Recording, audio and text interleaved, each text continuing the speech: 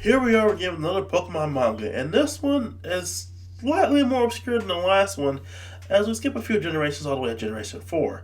So let's talk about the plot of this one. Pokemon DP the manga, or Pokemon Diamond Pearl Adventure the manga, depending on how you want to pronounce it. Our story follows Hirata, again I do not speak Japanese, as a young Pokemon trainer sent out by Professor Rowan to seek out the legendary Pokemon Dialga. Of course, he ends up getting involved in the Pokemon League Challenge and Team Galactic as they try to impede his chorus of efforts. Of course, Hirata isn't alone on his journey as he's joined by Professor Rowan's assistant, Mitsumi, again I do not speak Japanese, who pretty much acts as Hirata's guide and general caretaker, considering the fact he's a pretty wild child. More on that later. Then there's June, Hirata's quote-unquote rival, and another trainer runs out to look for Dialga, with his main gimmick being he has a massive crush on Mitsumi.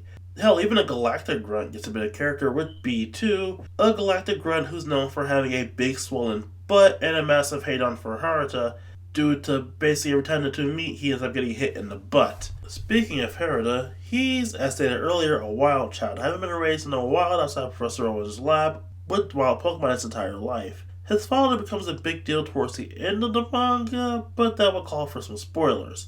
Anyway, Haruta's a very eager kid, rushing out of battle with a large smile and the excitement one would expect from a child with a water-pumping penguin by his side. Yes, he chose Piplup as his Pokemon.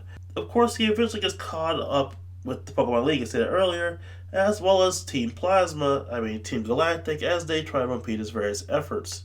Mitsumi also has her own bit of secrets that we can get into, but spoilers. But let's just say she's a lot stronger than she lets on. Aside from our main two, we have, of course, other characters with their own form of importance here and there, such as the gym leaders, who are slightly more important than they are in the games.